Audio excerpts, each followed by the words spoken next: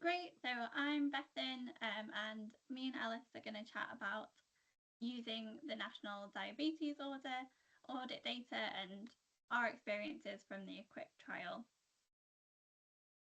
So we're going to talk about what data is available in the National Diabetes Audit, how we access the NDA data, give you a brief overview of the EQUIP trial that uses the data, and talk about the advantages of using NDA data in their systems, and then some of the challenges that we've faced. So hopefully you can learn from some of our experiences, and then at the end we've got a few recommendations if you're using the data.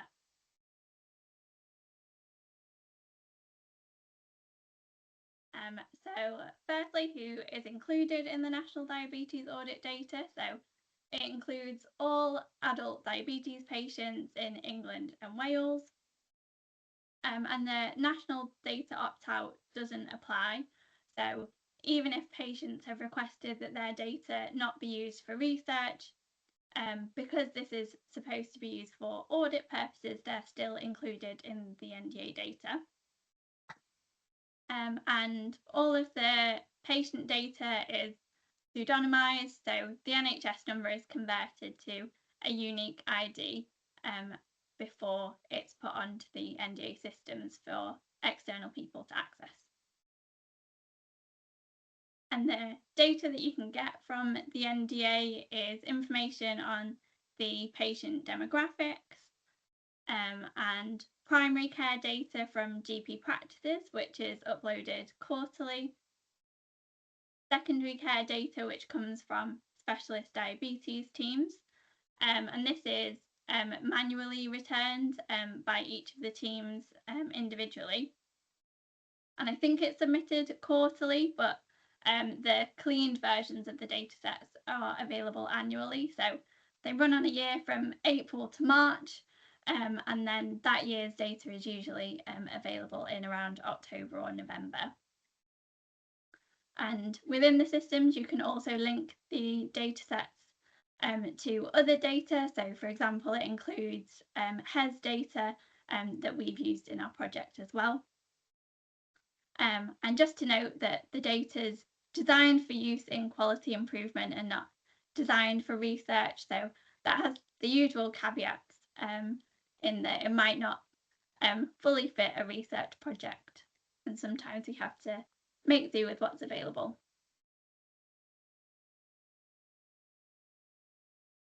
So before you can access the NDA data, you need to have the project agreed by the NDA Research Advisory Group.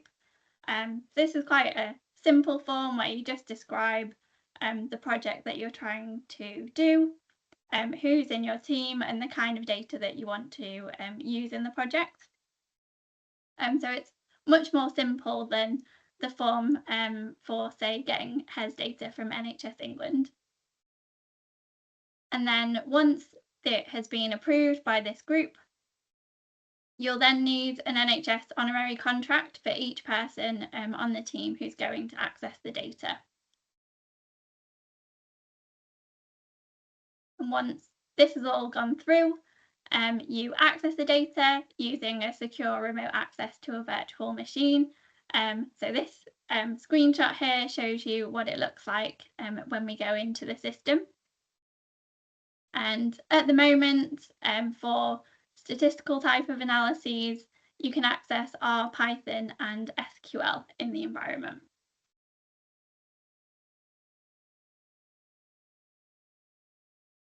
So just to give you an idea about what we're looking at in the data, so it's a randomised trial where the specialist teams are randomised to either receive the standard NDA feedback using the audit data that happens routinely, or whether they get this feedback and then also a quality improvement collaborative on top. So different teams get together and they'll have webinars where they can have peer support and try and develop an action plan. And what we're aiming to do is increase the prescription rates of insulin pumps. So that's the main outcome that we're looking at, is prescription of insulin pumps. And so we look at this by looking at the prescription of individual vials. And so we know that someone's been prescribed a pump if they're prescribed these vials that go into them. And then we're also looking at blood glucose levels, looking at HbA1c as well.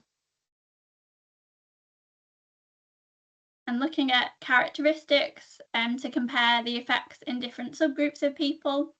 So looking at the difference in the effectiveness by ethnicity, age, sex, and deprivation of the patients.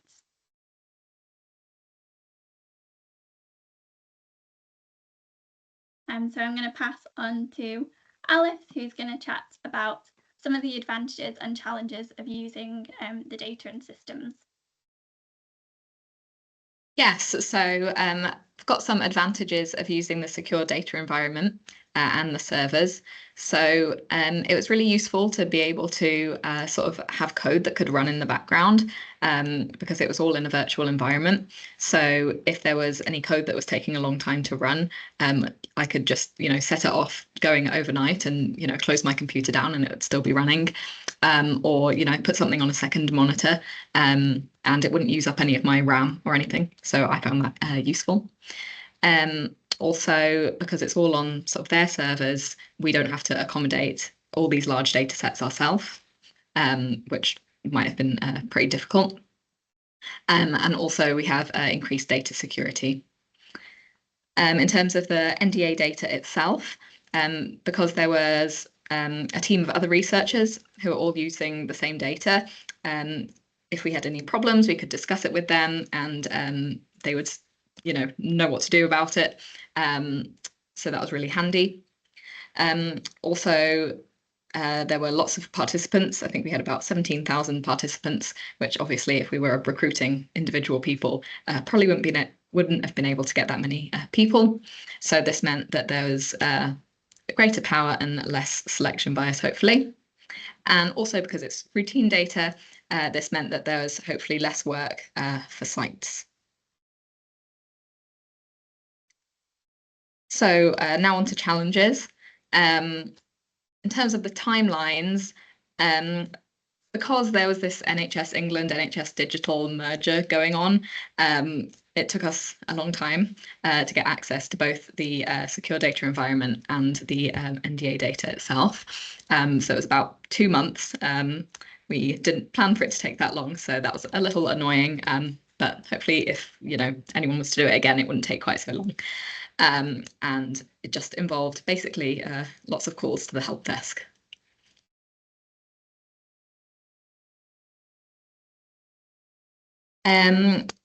In the secure data environment itself, it wasn't connected to the internet, which was a little annoying. I was using R to do my programming and I couldn't sort of update R or any of the packages.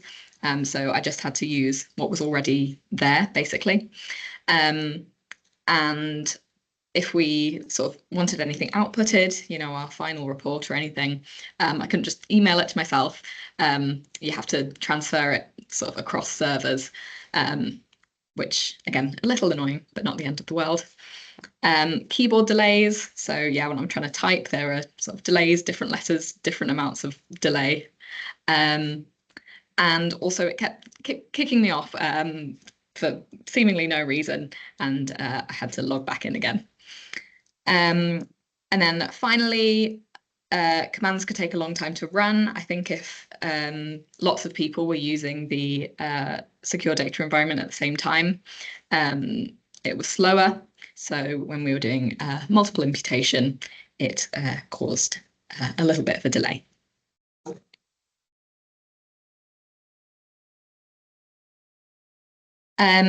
Also a challenge was HbA1c measurement accuracy. So yeah, you might have sort of seen in the news, there was a few of the machines used to calculate blood glucose were faulty. And this was between April and July 2024, which did overlap with our follow-up period by like a few months. And the inconvenient thing was that we didn't know which measurements were affected and how much they were affected by. So what we ended up doing was a sensitivity analysis, where we excluded any measurements that may have been affected by these faulty machines. And the sort of aim of that was to be able to compare this sensitivity analysis with the one including the potentially faulty measurements, and hopefully we wouldn't see too much of a difference. Another challenge was with assigning patients to teams. So yeah, in the data originally there were 71,000 people, but less than half of them actually were assigned to a team. So we're going to do sort of an additional analysis where we use HES data. So essentially, if a patient attended an outpatient clinic, we could assign them to that specialist team. And we're hoping that this will allow us to increase our sort of number of patients and be more sort of representative. Unfortunately, of course, this means that there might be sort of issues with the matching. There might be, imperfect matching, and it may not be consistent over time. So, yeah. And then finally, on to reporting restrictions. According to the NDA, it says that all values must be rounded to the nearest 5. So when we're dealing with sort of fractions with a numerator and denominator, if we've got large values, like you can see on the right here, it doesn't end up changing the percentages too much if we round the numerator and denominator. But if we have something like 2/6, if we round the numerator and denominator to the nearest 5, it takes us from a sort of true percentage of about 33% down to 0%. And if we have a fraction of 1/2, which would be 50%, if we round the numerator and denominator, we end up with an undefined value. So we have to exclude that from our analysis. So this ended up making some plots look particularly weird. But yeah, like I say, for the large samples, it was okay. And I think that's that for my section. So back to Bethan. Yeah, so just to round up, we've got some final recommendations.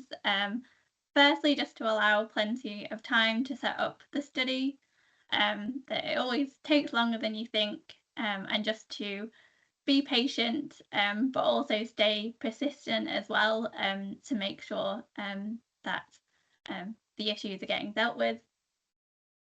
With the IT team, it seemed like if a ticket hadn't been looked at for a certain amount of time, it just dropped off the queue. So you would need to call again to be able to get someone. And often it was just a case of getting through to the right person, which then meant that it got solved. And then a big recommendation is learning from other people who've used the same data set.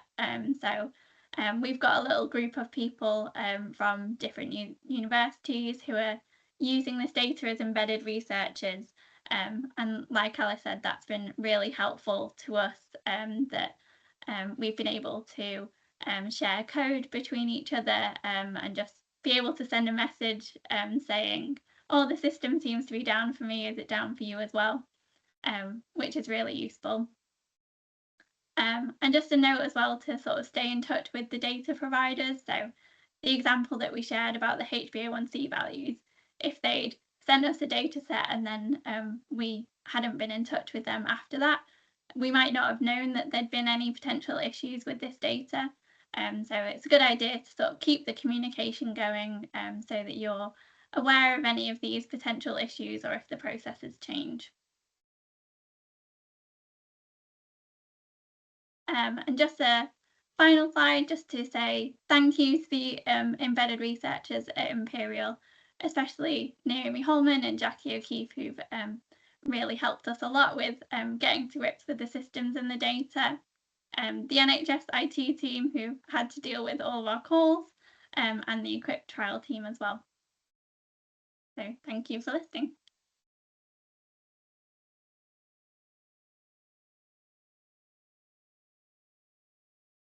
Okay, I can still see you as well. Okay, well, thank you for inviting us to this meeting. So this is a research project on the impact of COVID-19 on the association between diabetes and cardiovascular disease. And this is a project led by the University of Cambridge, but we have collaborators as well from the University of Bristol and the British Heart Foundation Data Science Centre, and as well as the Diabetes Data Science Catalyst Group. So I guess everyone knows here that people with diabetes are more likely to get cardiovascular disease compared to people without diabetes. But in addition to that, age at diagnosis for diabetes type 2 has a role to play as well. So if you are diagnosed younger with type 2 diabetes, then you have a higher risk of cardiovascular disease. And there is evidence out there showing that for non-fatal outcome, specific individual cardiovascular disease, as well as this like very strong paper from the Emerging Risk Factor Collaboration published in 2023 that has gathered data from 19 countries to show that there is a very strong dose-response relationship between age at diagnosis and all-cause mortality, as well as specific mortality such as cardiovascular disease mortality. So here in this figure that I'm showing on the right side, I'm just going to talk about this figure a little bit more because you're going to see this one a few times during this presentation or something similar. And basically here we have hazard ratio, so risk or ratio. And then we're comparing the risk of mortality or the risk of cardiovascular disease mortality to the population with no diabetes. That's a reference line 1. And so here we can say everyone who has diabetes has a high risk of cardiovascular disease mortality compared to people with no diabetes. But in addition to that, we see that those that have been diagnosed with diabetes between the age of 30 and 40 have the highest risk. And it's higher than those that have been diagnosed with diabetes between the age of 60 and 70, for example. So I guess you get the idea. We're going to move on to some more evidence that we got since the pandemic started. So in this work that we've done in collaboration with Bristol, we found that if you had COVID in 2020, 2021, you have a higher risk of developing a new cardiovascular disease compared to if you didn't have COVID in that time or not yet. And you also have a higher risk of developing type 2 diabetes. And in this research that we've done, we also demonstrated that vaccination against COVID is protective to some extent to this high risk. So if you had COVID, you're still more likely to get cardiovascular disease, even if you get vaccinated, but this is attenuated compared to if you were not vaccinated or not fully vaccinated. In the pandemic, we also found that people with diabetes were more likely to have worse outcome. So, for example, there is a higher risk of, there was a higher rate, of COVID-19 related mortality in people with type 1 diabetes, a little bit less so in people with type 2 diabetes, but it was very high in people with diabetes compared to people without diabetes. And so what we don't know is whether COVID-19 has influenced this relationship that I showed you in the previous slide between diabetes and cardiovascular disease, and especially between this age at diagnosis, this dose-response relationship we see between age at diagnosis for diabetes and cardiovascular disease. So that's the focus of this research. So we aim to quantify this association between diabetes status and age at diagnosis for both type 1 and type 2 with incident cardiovascular disease, so new cardiovascular disease. And we do this by COVID-19 status. And we want to assess whether some specific characteristic, so the social demographic and clinical characteristics have an impact on this, on our findings, basically. For the methods, we use linked electronic health record from the CVD COVID UK COVID Impact Consortium. And we had access to the data through this consortium on the NHS Secure Data Environment for England. So we had linked information on primary care, hospitalization, deaths, COVID-19 lab testing, and vaccination data. From this data, we took people that had information on GP record with known age, sex, deprivation, and region. And from there, we selected those that were age 40 years and over on the 1st of January 2022, as well as living in England, and we knew no previous history of cardiovascular disease. So then we can really assess those that are developing new cardiovascular disease after, so during 2022 and beyond. We had 10 outcomes. So 7 individual CVD outcomes: angina, coronary heart disease, arrhythmia, heart failure, stroke, peripheral vascular disease, and deep vein thrombosis. And then we created 3 composite CVD outcomes. So they're very similar, but they differ slightly, just to test whether defining CVD broadly would differ if we define it slightly differently. And it does not really.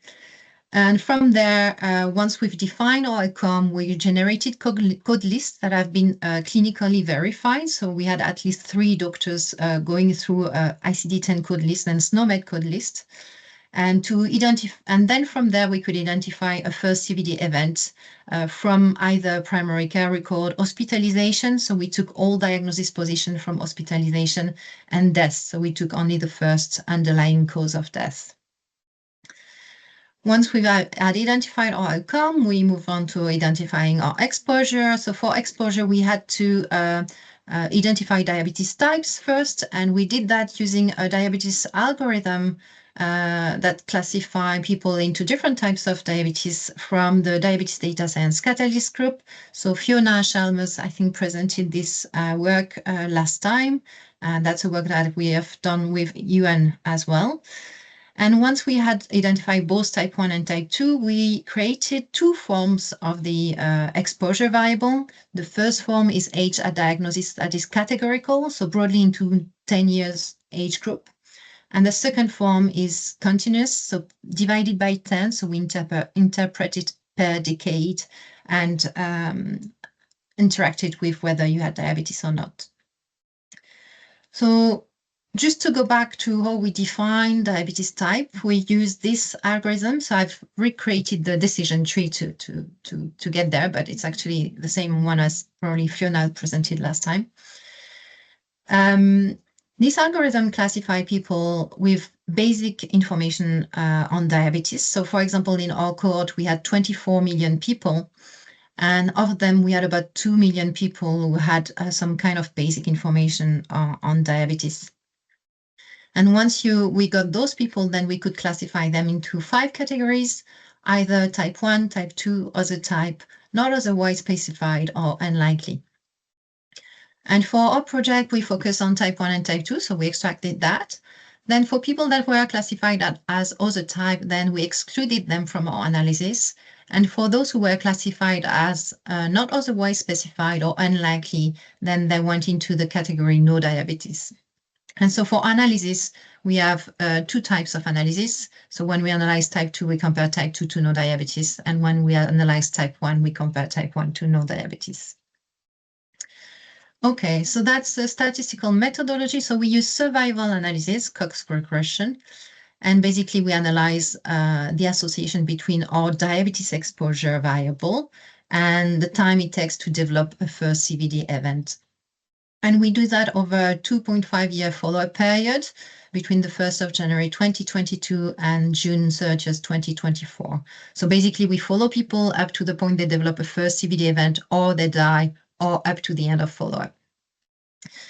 And then, so that's a bit technical, but in Cox regression, you can specify some stratified variables. So you will specify sex and region. So basically we're accounting for sex and region. And then we also account for age in the first set of adjustment, and then additionally for area, deprivation, and ethnicity. Then additionally for smoking status and BMI. And finally, also for number of COVID vaccines. And in the analysis I will present to you, we also have subgroup analysis for people without COVID or with COVID by the time we reach the 1st of January 2022. And in our analysis where the exposure is continuous, we added an interaction term between COVID-19 and age at diagnosis to assess whether COVID had an impact on this dose-response relationship between age at diagnosis and CVD. And finally, we've done some sensitivity analysis as well. Well, we have different type of sensitivity analysis. So that's one of them, although I'm not presenting it today, where we define the outcome differently. So for example, instead of taking all diagnosis position from hospitalization data, we only took the main diagnosis. So instead of showing you a big table with numbers, I thought I would summarize what we have in terms of descriptive statistics. So we have almost 25 million people in our population. Median age 55, but you have to remember our population is age 40 and over, so 40 to like 100 something. Slightly more female, an expected proportion of white ethnicity. This population is slightly older than the general population. Of course, that means also we have a higher proportion of people living in least deprived area and a lower proportion of people living in most deprived area, which is expected. And in this population, we had 15% that were completely unvaccinated against COVID by the 1st of January 2022. We are 0.4% with type 1, median age at diagnosis 28, and about 2 million, 8% with type 2, median age at diagnosis 54. So very, so you're going to see in the analysis later on, we have a lot of power for our analysis with type 2 diabetes with an exposure of almost 2 million people. In the subgroup analysis, so those with previous COVID-19 diagnosis, so we found about 3.6 million people had a previous COVID-19 diagnosis, 14% of our cohort. And they were more likely to be female, younger, from white ethnicity, and somehow a bit less likely to be completely unvaccinated. So now we're going to the core findings, I would say. This is our model adjusted for age. That's where we use exposure as a categorical variable. So age at type 2 diabetes diagnosis. You can see at the bottom different age groups. So you have below 30. So that's an age at diagnosis below 30. Then 30 would be between 30 and 40, 40 and 50, 50 and 60, and so on. So all the hazard ratios that are presented in this figure, they all compare to the group, to the reference group. That means to the people that have no diabetes. And broadly, you can see that regardless of what is your age at diagnosis, you're mostly going to have a higher risk of cardiovascular disease than someone who doesn't have diabetes. However, we see these strong gradients like we've seen before, that if you've been diagnosed with diabetes type 2 before the age of 30, your risk of angina, for example, which is the first graph on the left, top left, is much higher than if you've been diagnosed with diabetes at the age of 60 or 60 to 70. So we see these strong gradients for most outcome, including the composite outcome CVD 1, 2, 3, which is expected. In red, we have those with previous history of COVID, and in blue, we have those with no previous history of COVID. And we don't really see much of difference between the patterns in blue and patterns in red. I hope you would agree. Apart from maybe in this first age at diagnosis group below 30. So if you look at HF, which stands for heart failure, that's the fourth graph at the top. You can see that there is quite a strong difference on the hazard ratio, whether you had COVID before or not COVID before, right? So we can see that there is some kind of effect of COVID on your risk of cardiovascular disease if you've been diagnosed with diabetes quite early, quite young in this graph. Okay, so now in this project, we're also interested in what further adjustment for covariates might have an impact on our findings. So here we have the model, adjusted for age. And then in the next slide, I'm going to show you a model adjusted for many more covariates. And you're going to see what it does. Up, it's going down, basically. So I'm going to try it again. So this is age, and this is age, ethnicity, deprivation, BMI, smoking, and vaccines. And basically, hazard ratio are going closer to the reference line. So that means the risk of cardiovascular disease is attenuated when we account for all those covariates. Now we're going to move on to the models where we have used our exposure as a continuous variable. So let's talk just maybe about the first blue point at the top. We are looking at results for angina. Here we are looking at the relationship between age at diagnosis continuous, 10 years divided by 10. So we interpret our finding by decade, and the relationship between angina and age at diagnosis. And we have reverted our hazard ratio. So that means you have higher risk of developing angina for each decade younger of age at diagnosis. And again, in blue, we have people with no COVID, and in red, we have people with COVID. And you can see for angina, for example, that, well, actually, it's going the opposite direction for this one. But let's look at the three at the bottom. So CVD1, CVD2, CVD3.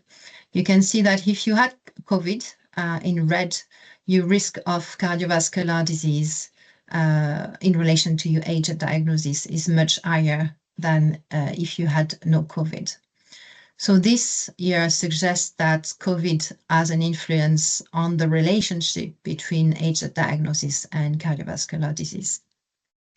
And this is going in that direction. So a higher risk of cardiovascular disease in relation to your age at diagnosis if you had COVID for most cardiovascular outcome that we've seen, so like arrhythmia and coronary heart disease and heart failure. However, angina is the exception where COVID seems to have an impact, but in the opposite direction somehow. Okay, and with further adjustment, we get exactly the same patterns of COVID having an impact, especially on the composite CVD outcome. Now we're going to move on to type 1 diabetes.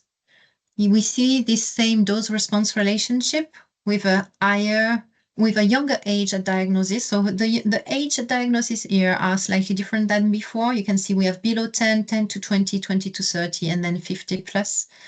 We see the same dose-response relationship, especially if you look at the composite outcomes, CVD1, 2, and 3. However, it's not true for all cardiovascular outcome. It's quite flat for arrhythmia, for example, or for DVT, deep vein thrombosis. Okay, and then when we look at the continuous exposure and whether there is an interaction, significant interaction between COVID and age at diagnosis in predicting cardiovascular disease, you can see the blue and the red confidence interval kind of overlap. And so we don't see any evidence of a differential effect of COVID on the relationship between age at diagnosis and cardiovascular disease. So to finish, I hope it was not too technical. We found a strong dose-response relationship between age at diagnosis for type 2 and a range of individual and composite CVD outcome. For specific outcome, coronary heart disease, arrhythmia, heart failure, stroke, and the CVD composite outcome, we found that having a previous CVD diagnosis increases the strength of association between age diagnosis and CVD, while there was an opposite effect of COVID-19 on the association between age at diagnosis and angina. For type 1, the evidence was a bit less strong. We found some evidence of this dose-response relationship between age at diagnosis and CVD, but for specific CVD outcome only. And there was no evidence of a significant interaction, so a differential association of age at diagnosis with CVD by COVID-19 status. And in summary, so to conclude, we found some evidence of the impact of COVID-19 on the risk of CVD by diabetes status and age at diagnosis.